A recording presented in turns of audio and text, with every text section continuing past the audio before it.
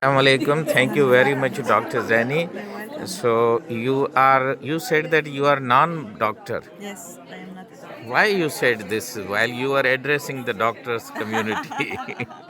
Because I am not a physician. I am a doctor, but I'm not a You physician. are PhD I doctor, have two PhDs, two yes. PhDs. Yes. So you are from Lebanon, I am a Lebanese American. but you are living there. So just you talked about the emotional wellness.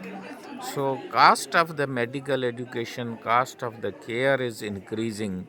Will it affect the emotional status, health, and wellness of the people and even the young people? You mentioned the different generation, Z generation.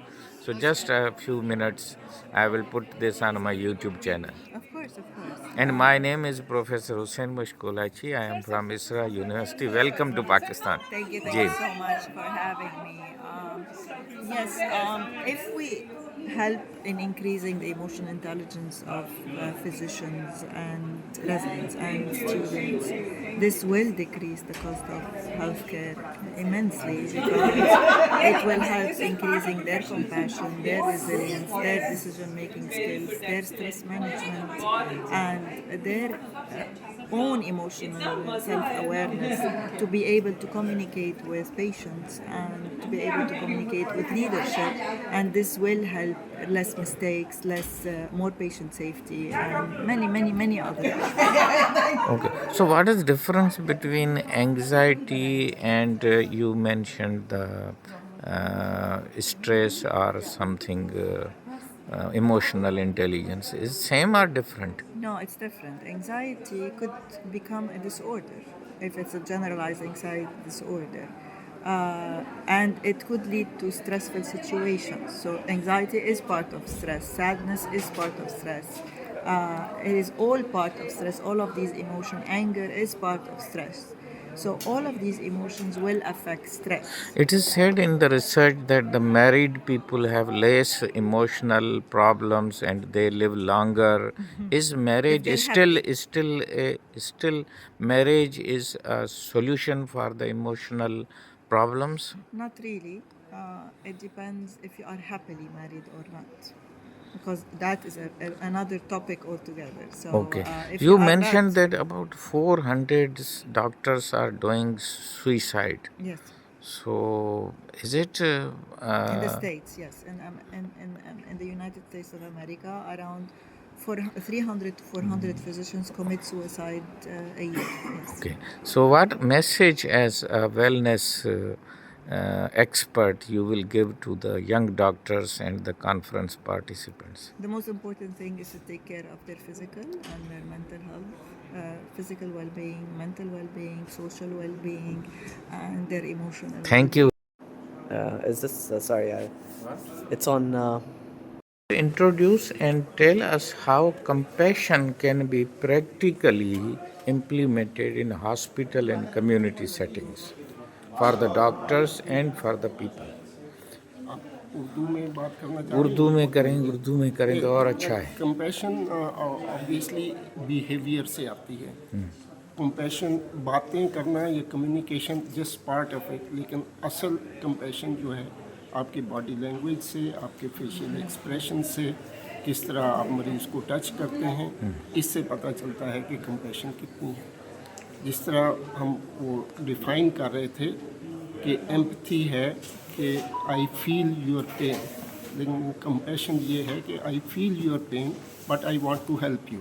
अच्छा sir, नौजवान डॉक्टरों के लिए कोई पैगाम आप देना चाहें, क्योंकि आप पाकिस्तानी भी हैं, मलेशिया में भी रहे हैं, तो दूर से देख के भी आपने पाकिस्तान को ऑब्ज़र्व किया. कोई ऐसा मैसेज जो आज की कॉन्फ्रेंस और हमारे नौजवान डॉक्टर या जो टीचर्स हैं मेडिकल के, उनको ध्यान देना चाहिए? सर एक बात, जिस तरह हमारे नबी सल्लल्लाहु अलैहि वसल्लम ने फरमाया कि अगर सारी बुराइयां ख़त्म करनी हैं तो सिर्फ़ एक बुराई छोड़ दो और वो है झूठ.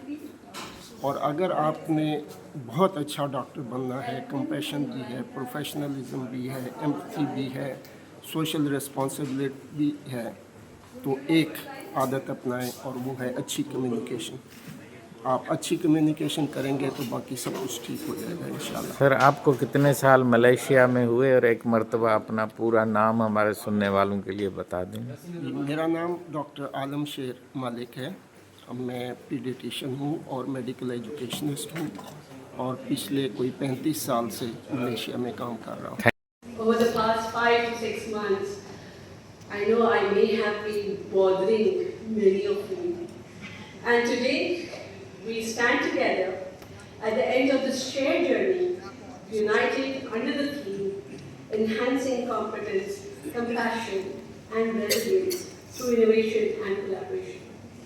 Ladies and gentlemen, in the next few minutes, I will be sharing the main highlights and the key messages of IMECON, focusing on not only on what we discussed, but also on what we will take forward from this experience. So this IMECON journey 2026 began on 19 September 2025 with its inauguration in the presence of heads of institutions and the unveiling of the conference theme. And I must acknowledge here that this theme was finalized with the help of contribution and guidance of our eminent medical educationists of our country. So thank you so much, medical educationists of our country, and we are very grateful. The intent basically of this theme was not only to reflect a balanced vision, but not only focusing on the technical competence or education innovation, but also focusing on the human values of compassion, resilience, and collaborative practice. Now, this theme, we all know, was structured around 5 sub-themes that we already know. This slide shows all the academic activities of the conference that included pre-conference workshop, paper presentation, lecture competition, e-poster competition, and residence research competition. Now, before we move ahead, here I would like to acknowledge the institution that collaborated with the College of Physician Surgeons for this particular conference. And also I would like to share that there are many other medical aid institutions of the country who supported and actively participated in this particular conference. Also, it is my great honor and very grateful that we have great representation from international participants are here. I am very grateful. Thank you all for coming and supporting us. Now, this slide basically provides a summary of the pre-conference workshops proposals that were submitted, region-wise conducted, and its thematic distribution.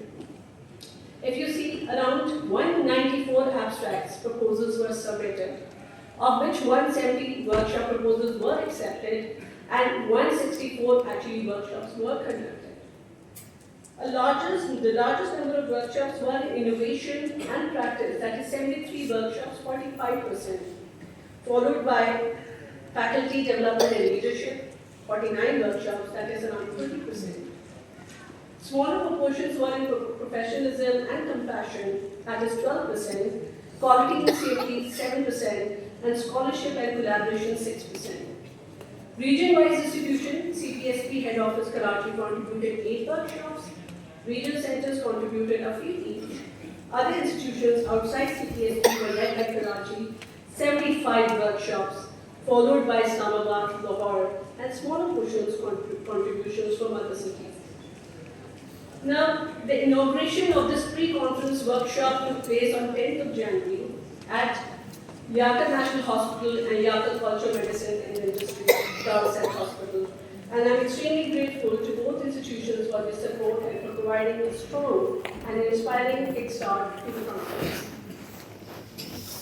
Now, one of the key features of this conference was the 2 symposia. The first symposium, Compassion in Clinical Education, conducted in collaboration with Ahan University and Dow University, and supported by medical and dental institutions across Karachi, reinforced that compassion is a core clinical competence. It highlighted how empathy taught through reflective practice and role modeling improves patient care and clinician well-being. The second symposium demonstrated that technology, including artificial intelligence and simulation, can enhance both human competence and compassionate care when integrated ethically and thoughtfully. And together, these two symposia reminded us that the future of medical education lies not in choosing between humanity and innovation, but in integrating both wisely. This inauguration session, if you people remember, yesterday morning, the conference began with an inspiring inaugural session in Berkeley Auditorium chaired by Professor Dr. Khalid Masood Gondal and Dr. Marcel Haq.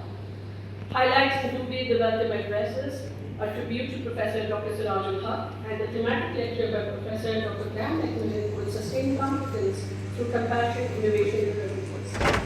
While Professor Hani Ateba reflected on lessons from the golden age of Islamic medicine, linking ethics, virtues, and foundations of modern healthcare. Keynote addresses included quality and safety in education and healthcare services, considering medical education in global context, generative AI and artificial intelligence, digital transformation and faculty development, emotional intelligence, professionalism, resilience, and social responsibility. The second day, which is today, of IMCON 2026 was dedicated to in-depth parallel scientific engagement across multiple subthemes. A total of 132 scientific papers were received